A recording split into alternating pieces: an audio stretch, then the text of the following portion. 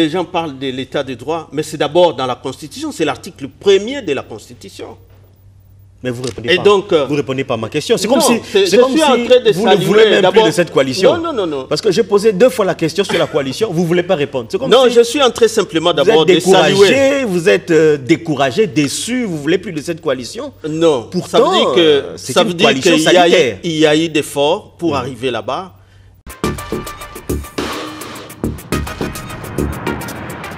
Bonsoir à tous. La République démocratique du Congo traverse une véritable zone de turbulence. Jamais la coalition FCC Cash n'avait été aussi mal, avec plusieurs réactions, des péripéties, des problèmes qui s'enchaînent véritablement. On ne sait pas comment est-ce que cette coalition va survivre avec tout ce qui arrive.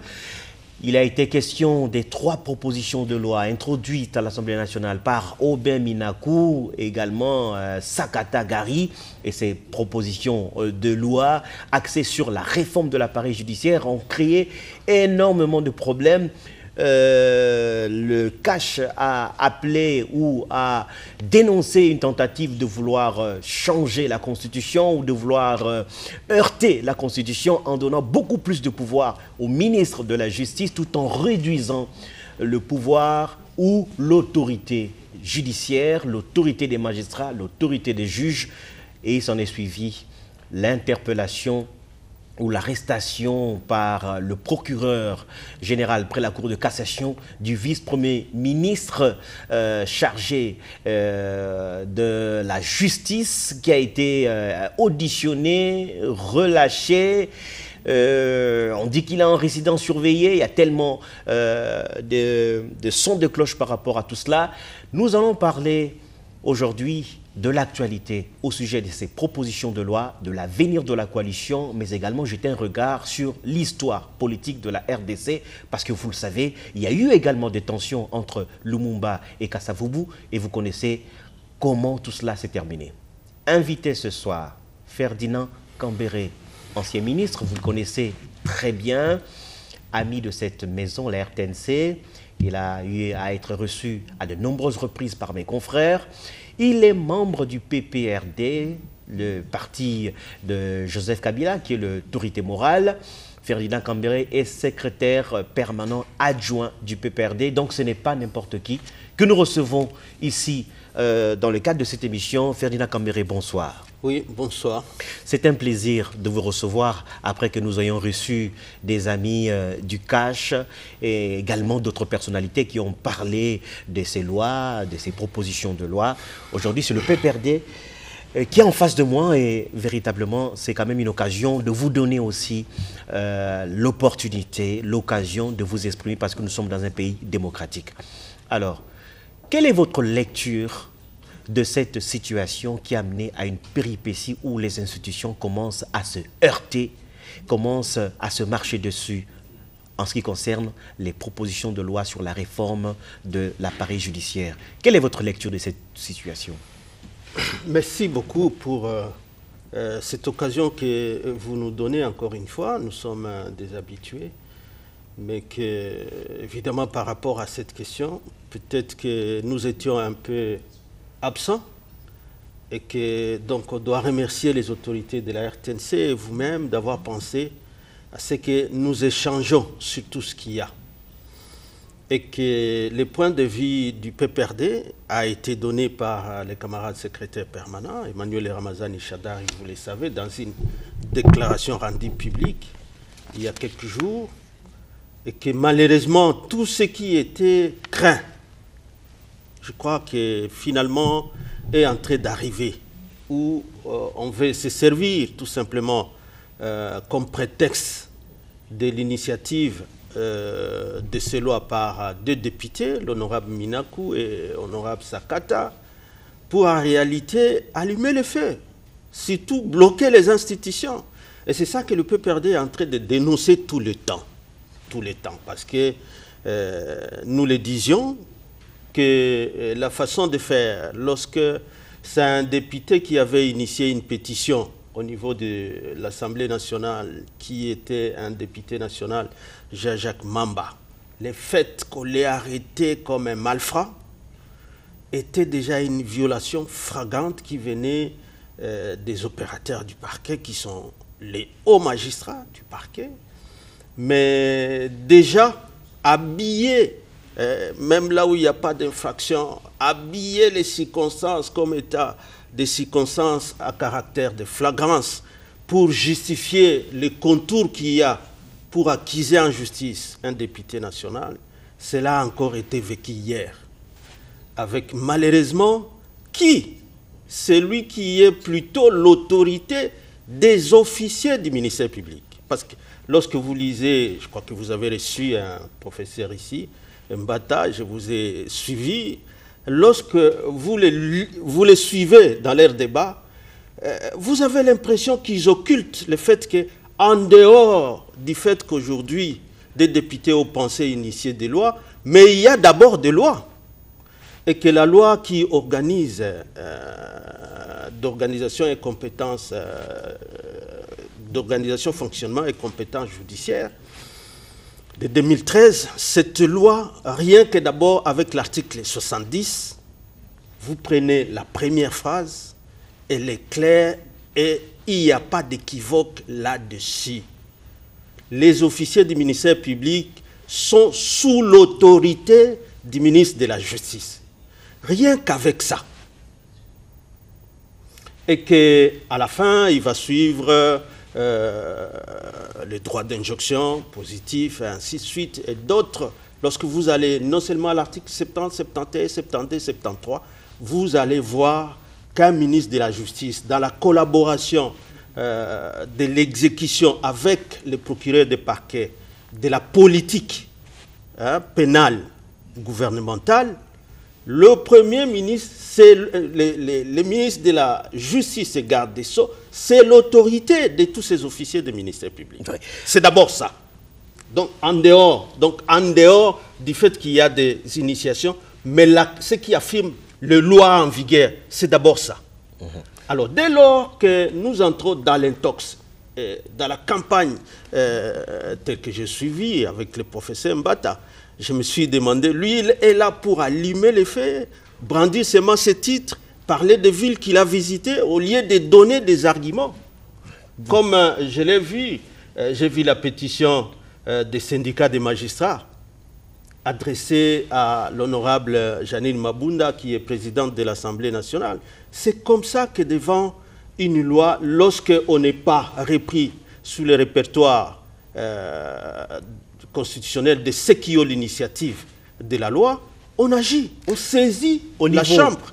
Au niveau de l'UDPS, vous êtes accusé, le PPRD, vous qui avez géré le pays en son temps, vous êtes accusé, ils le disent sur tous les toits et clairement, que vous voulez tailler la loi sur mesure pour pouvoir vous protéger de tous les forfaits que vous, au niveau du PPRD, que vous aviez commis lorsque vous étiez au pouvoir. Donc vous voulez avoir un ministre de la Justice, d'ailleurs qui est de votre obédience, quelqu'un qui va mettre la main facilement sur les juges et les magistrats, leur donner des injonctions parce que vous avez peur de l'état de droit. C'est ce qui est dit. Quelle est la réaction du PPRD? Pourquoi vous avez peur de l'état de droit? Pourquoi vous avez peur de la justice? Pourquoi vous avez peur du magistrat si vous n'avez rien à vous reprocher?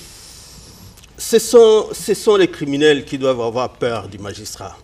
Mais vous n'êtes pas criminels. Nous, on n'est pas criminels parce que, d'abord, l'initiative de toutes ces réformes judiciaires, si on ne veut pas les reconnaître à Joseph Kabila Kabange, on veut les reconnaître à qui? Celui-là qui a promulgué cette constitution depuis 2006. Toutes les lois dont on fait référence ici, c'est lui qui les promulguait.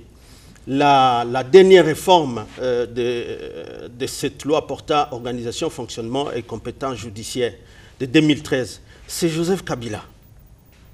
Et je viens de te donner l'article dans l'organisation, les chapitres sur l'organisation. C'est, je vous ai dit, les officiers du ministère public. Quand on parle des officiers du ministère public, les gens croient que c'est autre chose que les magistrats du parquet. Ce sont donc les procureurs qui sont sous autorité du ministre de la Justice. Ça, c'est une loi en vigueur. Pourquoi cette loi n'a jamais été attaquée? Je vais vous surprendre en vous parlant d'une jurisprudence en France de 2018 lorsque les syndicats, rien qu'au regard d'une même disposition, donc qui est en vigueur aussi en France, parce que je ne sais pas dans quel pays on est en train de nous mener, mais en France, lorsque les syndicats des magistrats décident de saisir le Conseil d'État en France en 2018, la réponse était claire. Le fait que le ministre des Justice et garde des Sceaux et l'autorité, si les officiers du ministère public, n'annulent à rien l'indépendance du pouvoir judiciaire. Encore une fois, même si les professeurs étaient en train de dire ici que pour lire la Constitution, il faut être professionnel. Non, il a dit pour savoir lire la Constitution, il faut être constitutionnaliste. Mais cette Constitution, là, je vais continuer avec mon raisonnement. La Constitution, là, est faite pour les Congolais et donc chaque Congolais peut la lire. Mais chaque Congolais commence à interpréter la Constitution comme il le veut. C'est ça aussi le problème. Ce n'est même pas l'apanage des professeurs non plus. On commence à comprendre la Constitution ou à interpréter la Constitution selon que l'on est. Selon les intérêts, je les voyais ici, je les voyais dans ces arguments se perdre. Du FCC, chacun peut interpréter la Constitution, c'est la Cour constitutionnelle. Oui. Et là, je suis en train de vous donner une jurisprudence de la France, qui est souvent un modèle cité. Et lui, pour contourner, il dit tel cite le modèle de la France, c'est ce qu'il a déjà vécu en France. Donc pour lui déjà, vivre en France, c'est ça être un constitutionnaliste. Non, mais en France, la réponse du Conseil constitutionnel, c'était clair, l'indépendance du pouvoir judiciaire est révolue aux cours et tribunaux. C'est notre article 68 dans la Constitution. Je le renvoie à relire son article, il va voir que dans l'énumération des institutions de la République, la dernière institution, c'est le pouvoir judiciaire. Et l'article 149 confirme bien que ce pouvoir est dévolu aux cours et tribunaux, pas au parquet. Et pour les parquets, je vous renvoie donc à cette loi qui organise le fonctionnement du pouvoir judiciaire au niveau du parquet, que c'est tous ceux-là qui sont officiers du ministère public, ils sont sous l'autorité du ministre de la Justice. Et hier, celui-là, un procureur général après la cassation, il semble, parce que je n'ai pas vu les documents... Et quelle est la place du Conseil supérieur de la magistrature? Lorsque vous mettez en avant le ministre de la Justice, on se pose la question, mais quel est le rôle finalement du Conseil supérieur de la magistrature qui est chargé de gérer l'appareil judiciaire? Voilà la confusion dans laquelle les gens sont en train de tomber. Le Conseil supérieur de la magistrature est l'organe de gestion. L'organe de gestion de membres de ce pouvoir, donc des magistrats en réalité, par rapport à leur carrière, c'est ce que dit la Constitution, par rapport à leur promotion, par rapport à leurs avantages, par rapport à leurs conditions de vie, conditions sociales, conditions de travail. Ça, c'est le Conseil supérieur de la magistrature. Et qui, dans plusieurs pays, parce que chaque pays définit à sa manière, on vous a donné l'énumération à l'article 152 de la Constitution, alinéa 2, de ceux-là qui sont membres d'office.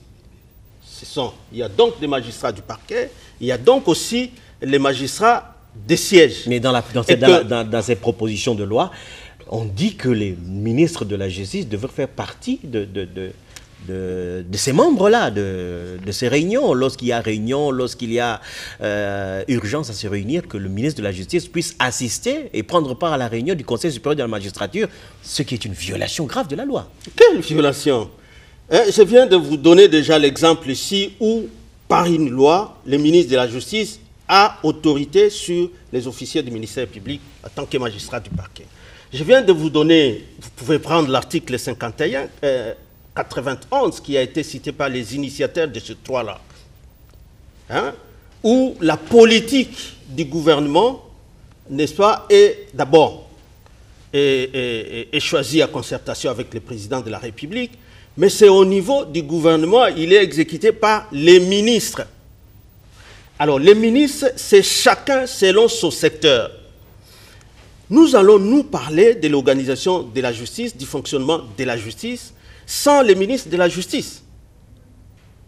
Alors il ne faut pas que les gens profitent d'une sorte de vide qu'il y a, tel que lorsque celui qui est chargé de l'application de cette politique pénale au niveau du gouvernement réfléchit par rapport au rapport qu'il reçoit. J'étais étonné même que nos pères de l'Église aussi emboîtent les mêmes pas, alors que eux, dans leur rapport, je vais terminer par là, dans leur rapport de leur commission justice et paix, par rapport aux abus parfois qui se commettent au niveau des parquets, au niveau de la magistrature.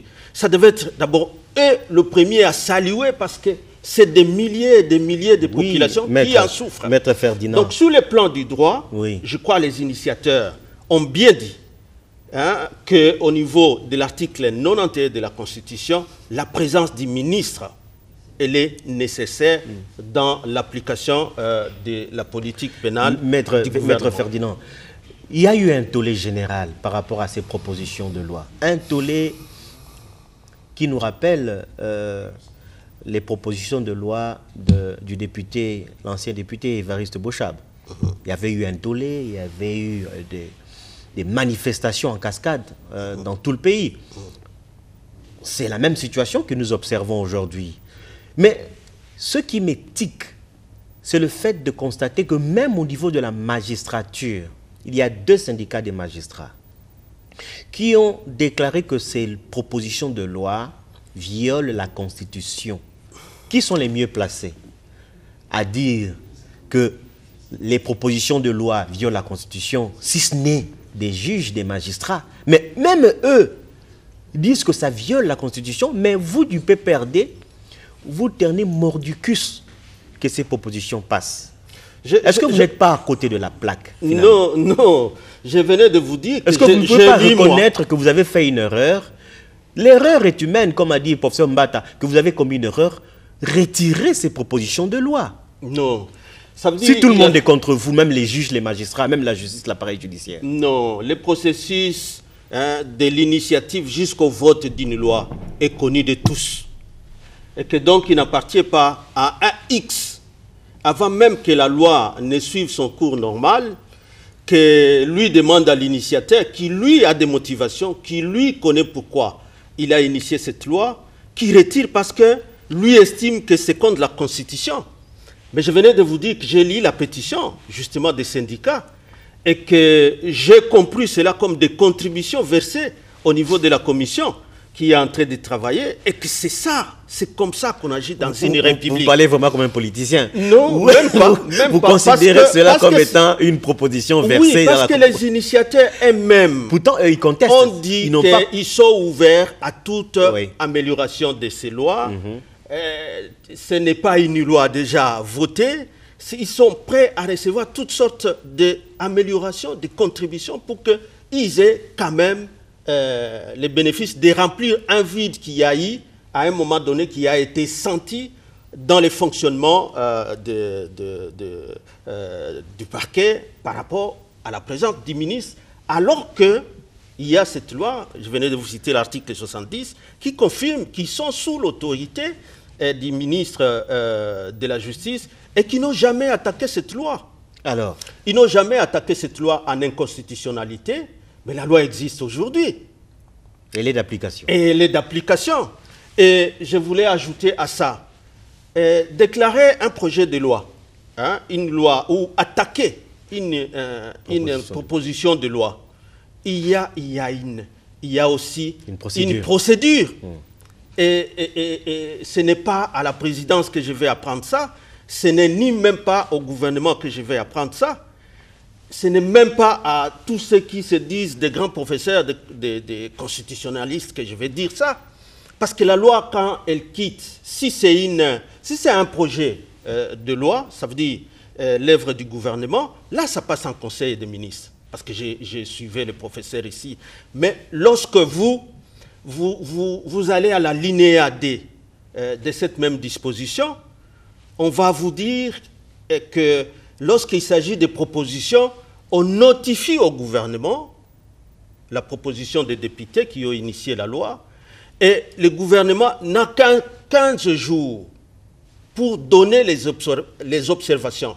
Et si les observations ne viennent pas après 15 jours, les observations deviennent facultatives parce que l'initiative est des députés. Je ne sais pas pourquoi on a arrêté le vice-premier ministre. Il n'y a pas de raison parce que le gouvernement peut ne pas répondre. Nous allons avancer. Et l'initiative va continuer.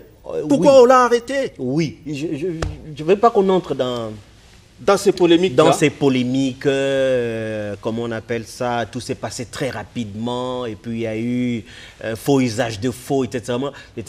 Je ne veux pas qu'on entre dans ces considérations. Évoluons plutôt. Évoluons. Aujourd'hui, FCC et Cash, vous êtes en coalition. Lorsqu'on a vu les images qui ont parcouru le monde, où Joseph Kabila, ancien président, il serre la main de Félix-Antoine Tshisekedi, les embrassades, ils se regardent, ils sourient.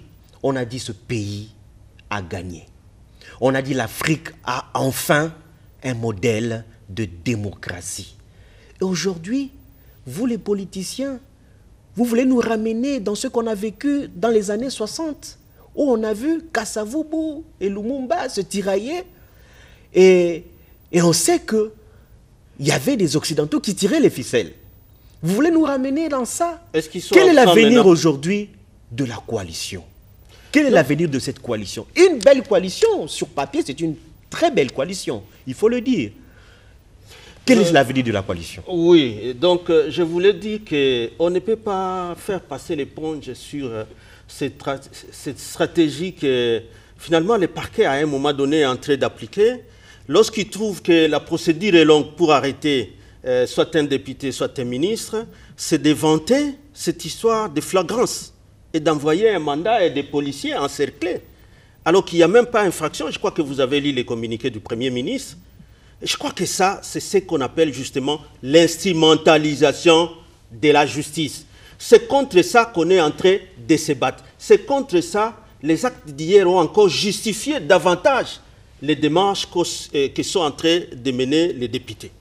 Hein, sous réserve que toutes les autres contributions viendraient, encore que, comme nous l'avons dit, tout ce processus-là, il y a toujours un temps où même le président, avant de promulguer, il peut encore renvoyer, il a 15 jours pour renvoyer cette loi qui a été adoptée par le Parlement à la Cour constitutionnelle pour qu'on examine la conformité. Donc, en réalité, on ne pouvait pas allumer les faits pour quelque raison que ce soit. Parce que ce n'est qu'un processus, une loi, une proposition de loi qui est un processus d'adoption et qui est donc en même temps un processus, processus de conformité de... D'où ma question, vous êtes en coalition. Lorsqu'il y a des problèmes, lorsqu'il y a des couacs, pourquoi ne pas passer l'éponge? Pourquoi ne pas se retrouver, les membres de la même coalition, vous discutez entre vous et puis vous cherchez un juste milieu? Au lieu que ce soit des gens qui passent à la télévision, etc., et puis des arrestations, on ne comprend pas très bien. Comme je l'ai dit, cette coalition était censée redorer l'image de la démocratie en République démocratique du Congo. Mais que peut-on dire aujourd'hui? Quel est l'avenir de la coalition, selon vous, maître? Mais c'est ce que je suis en train de dire, à saluer d'abord la sagesse de celui qui a promulgué cette constitution. Nous nous revendiquons tous de son application. Les gens parlent de l'état de droit, mais c'est d'abord dans la Constitution, c'est l'article 1er de la Constitution. Mais vous ne répondez pas à ma question. C'est comme si vous ne voulez même plus de cette coalition. Non. Parce que j'ai posé 2 fois la question sur la coalition, vous ne voulez pas répondre. Non, je suis en train simplement d'abord de saluer. Vous êtes découragé, déçu, vous ne voulez plus de cette coalition. Non, pourtant, ça veut dire qu'il y a eu d'efforts pour arriver là-bas. Et l'implication de l'ancien président de la République en tant qu'autorité morale du FCC a été exemplaire. Et je crois, pour avoir lui-même géré 1+4, tu sais, appelé tous les belligérants qui avaient des armées, chacun avait son armée, chacun avait sa petite républiquette ici, mais pour l'intérêt du Congo. Parce que vous avez dit ne jamais trahir le Congo. Joseph Kabila Kabange a pu tenir et on a eu la Constitution, on a eu des élections, le deuxième, le troisième, il y a eu alternance. Si vous parlez de regrets, c'est à ce niveau-là. Ces efforts que lui-même fait pour nous encourager à consolider la coalition, à promouvoir, à amener la coalition à réaliser les bienfaits pour la population. mais que de l'autre côté, c'est des intrigues. On veut simplement trouver des justifications qui deviennent plus tard des prétextes pour nuire à cette coalition. Plusieurs analystes... Parce que malheureusement, si on va dans ce sens-là, c'est à cela que vous avez suivi les communiqués du secrétaire permanent, que les partenaires nous disent s'ils veulent que la Constitution, si c'est la même vraiment que nous avons, que cette Constitution soit appliquée telle que les résultats ont été donnés ou proclamés, confirmés par la Cour constitutionnelle, et alors qu'ils gardent les majorités présidentielles, que nous gardions la majorité parlementaire. C'est ça la conséquence des comportements qu'on est en train de voir. Oui, il nous reste environ 9 minutes.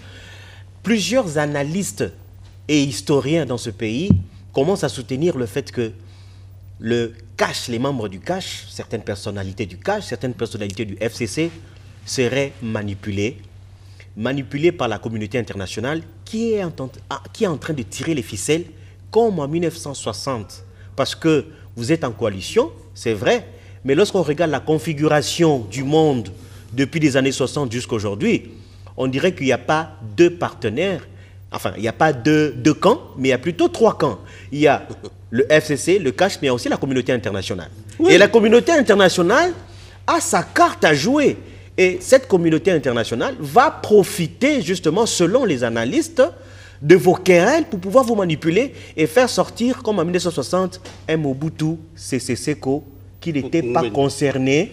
Mobutu Sese Seko n'était pas concerné dans le conflit Kasavubu-Lumumba, mais la communauté internationale l'a fait sortir et c'est lui qui a pris le pouvoir. Alors, ne craignez-vous pas que ce qu'on a vécu dans les années 60, c'est ce que nous sommes en train de vouloir vivre aujourd'hui dans ce pays?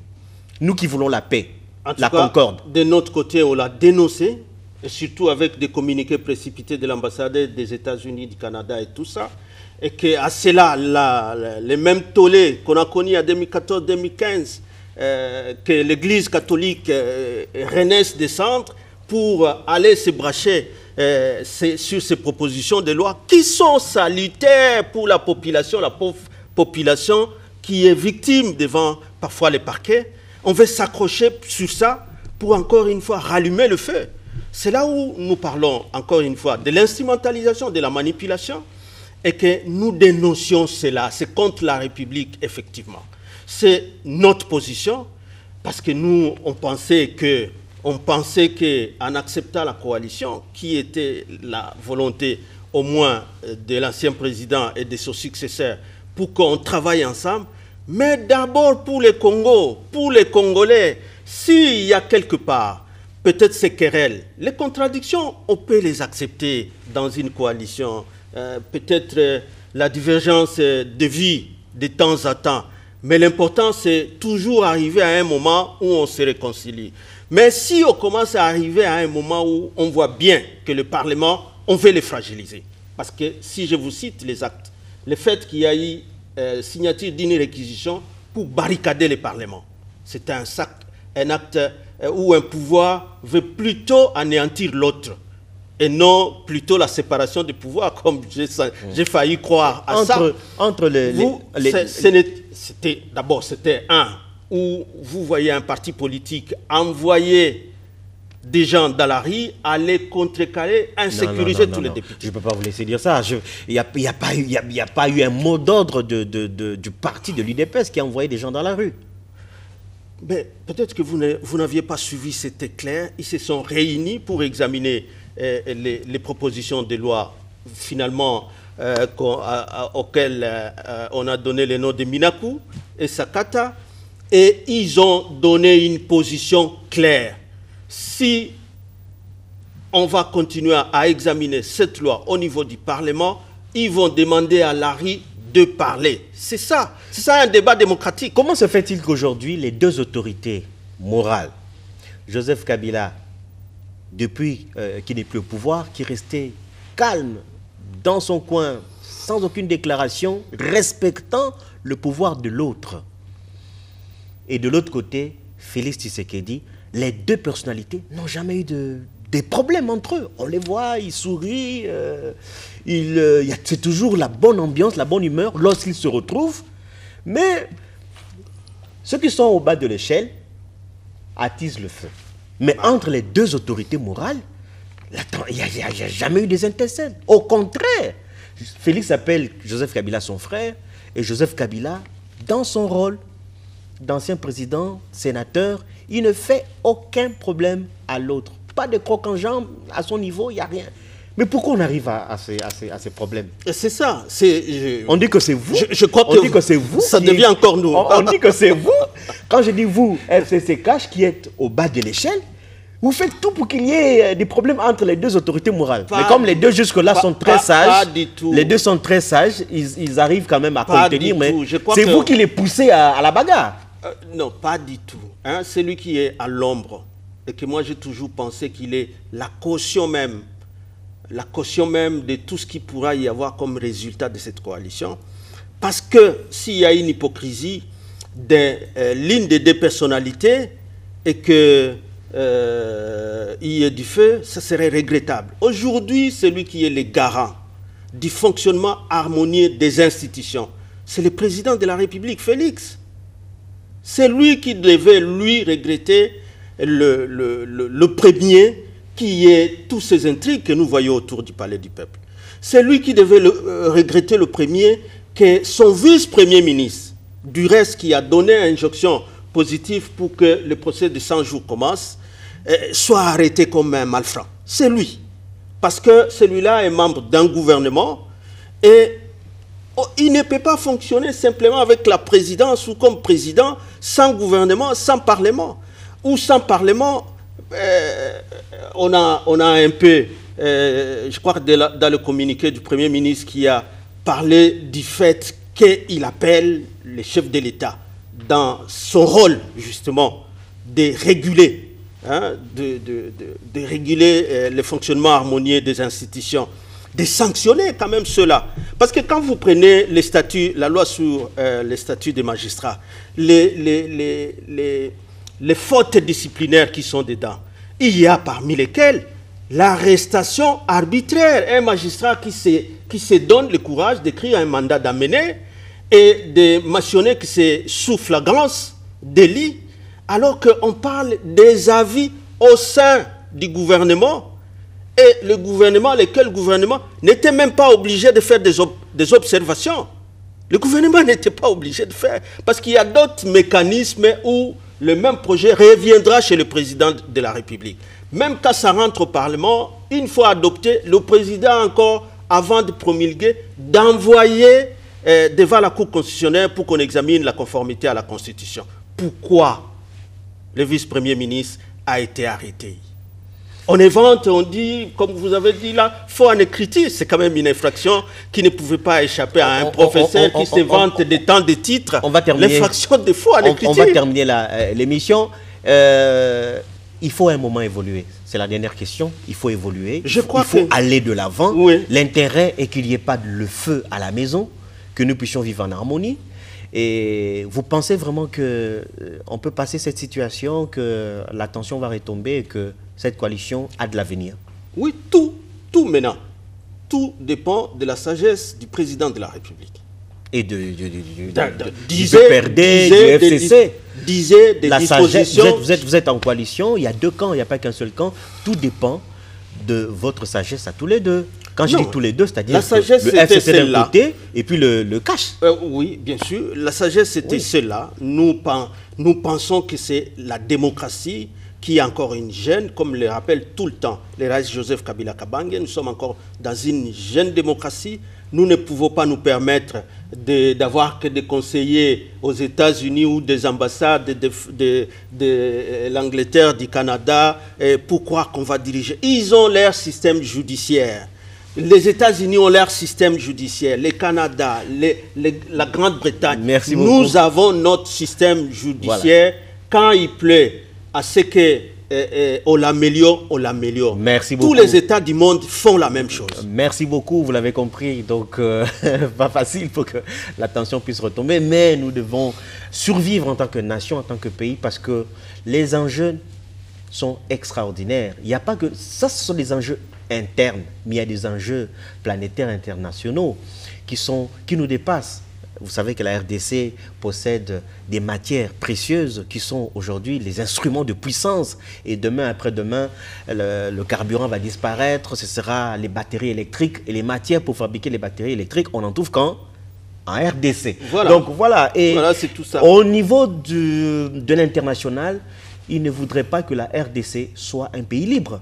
Alors il faut faire très attention, mettre de l'eau dans son vin pour que cette nation Voilà puisse... pourquoi je parlais de la sagesse de celui qui nous dirige. Que cette nation puisse survivre pour que la nation ne puisse pas disparaître. Car aujourd'hui, si la RDC disparaît, qui sera président? Qui sera du FCC Cash? Et qui sera du FCC? Qui sera du Cash? Personne. On va tous perdre. Il y aura peut-être pas de gagnant. En tout cas, merci de nous avoir suivis. Il était de notre devoir de pouvoir également recevoir un membre du PPRD. Je rappelle que l'invité de ce soir s'appelle Maître Ferdinand Cambéré. Il est secrétaire permanent du PPRD, le parti de Joseph Kabila. Il est également ancien ministre. Merci d'avoir répondu à notre invitation. Au revoir et portez-vous bien. 47 ans ya libanda tosali nini o Kongo tobongisi nini o Kongo